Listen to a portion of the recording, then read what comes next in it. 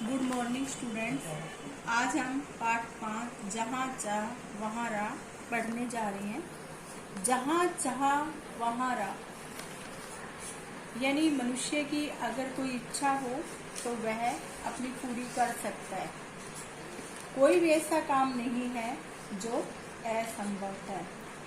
इस पाठ के अंदर हम आज एक ऐसी लड़की की कहानी पढ़ने जा रहे हैं जो हाथों से नहीं बल्कि पैरों से काम करती थी। यानी हम अपने मन में कुछ ठान ले, यानी दृढ़ निश्चय कर ले, पक्का अपना विचार बना ले तो हम कुछ भी कर सकते हैं। कोई भी ऐसा काम नहीं जो आप नहीं कर सकते। तो आज इस पाठ में इला नाम की एक लड़की के बारे में पढ़ने जा रहे हैं जो अपनी हिम्मत की अनूठी मिसाल है।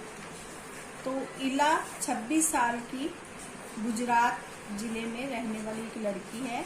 उसका बचपन अमरेली जिले के राजकोट गांव में अपने नाना के पास बीता। यानी वह राजकोट में अपने नाना के पास रहती थी और सांझ यानी कि शाम होते ही पड़ोस के सारे बच्चे घर से बाहर आ जाते हैं और अपने हाथों से आड़ी तिरछी लकीरें खींचते, कुछ पत्तों से सीटियां बजाते, कुछ गिट्टे, कुछ खेलते, कुछ मतलब हाथों से कोई ना कोई खेल खेलते।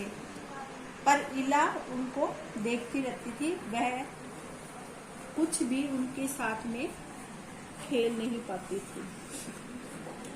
पर जब वो एक गाना गाते थे, यानी पेड़ों की डालियों पर झूला डालकर ऊंची ऊंची पेंगे लेते और ऊंचे ऊंचे स्वर में एक साथ गाना गाते, कच्ची नींद की निमोरी सावन जल्दी आइयो रे।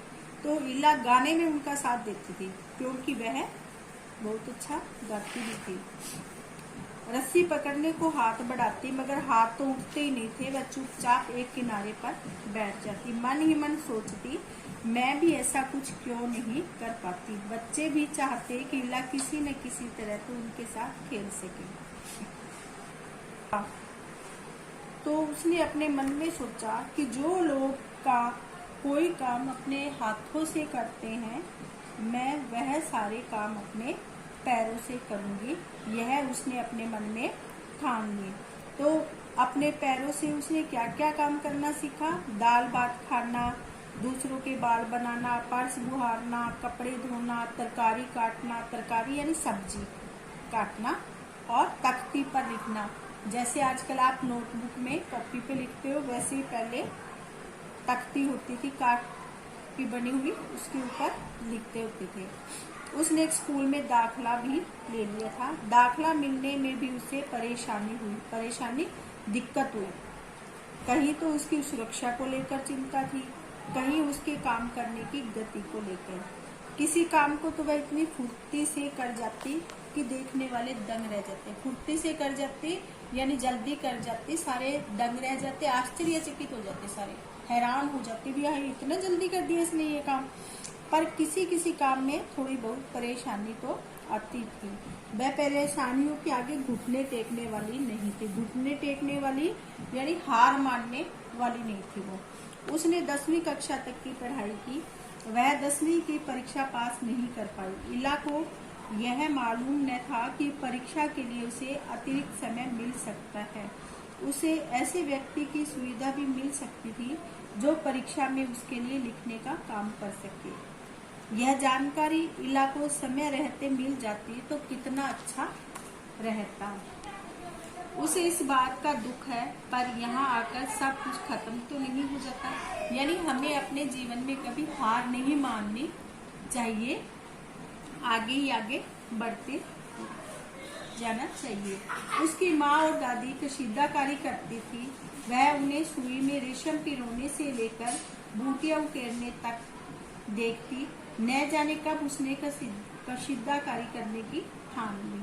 मन में सोच लिया कि मैं ये कशीदाकारी का काम करूंगी। यहाँ भी उसने अपने पैर के अंगूठों का सहारा लिया।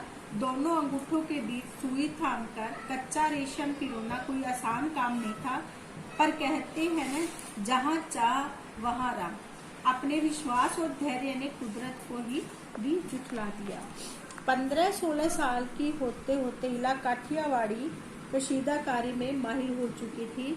किस वस्त्र पर किस तरह के नमूने बनाए जाए, कौन से रंगों में नमूना खिल उठेगा और टांके कौन कौन से लगे, यह सब वह समझ गई थी। एक समय ऐसा भी आया, अब उसके द्वारा काटे गए परिधानों यानी वस्त्रों पे जिन वस्त्रों पे उसने काटे यानी कढ़ाई की थी, कशीदाकारी की थी, उनकी प्रदर्शनी भी लगी। इन परिधानों में काठियावाड़ के साथ साथ लखनऊ और बंगाल की झलक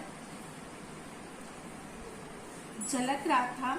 इला ने काठियावाड़ी टांकों के साथ साथ और कई टांके भी इस्तेमाल किए थे। पत्तियों को चिकनकारी से सजाया था, डंडियों को कांथा से उभारा था, पशु पक्षियों की ज्यामितीय आकृतियों को कसूती और जंजीर से उठा रखा था। पारंपरिक डिजाइनों में यह नवीनता सभी को बहुत भाई यानी अच्छी लगी। इला के पांव अब रुकते नहीं है, आंखों में चमक है, होठों पे मुस्कान है और अनूठा विश्वास लिए वह सुनहरी रूप वाली बूटियां उकेरने से थकती नहीं, यानी वह अपने काम में हरदम लगी रहती है। अब बेटे इस पाठ के हम शब्दार्थ कर रहे हैं। भरवा, भरा हुआ, सांझ, शाम, दंग, चकित, फर्श बुहारना, झाड़ू लगाना, परिधान, कपड़े, आहिस्ता, धीरे से, पारंपरिक, पुरानी, आड़ी तिरछी, टेढ़ी मेढ़ी, कुदरत, प्रकृति। इला कहाँ रहती थी? इला गुजरात के सूरत जिले में रहती थी। इला का बचपन कहाँ गुजरा था?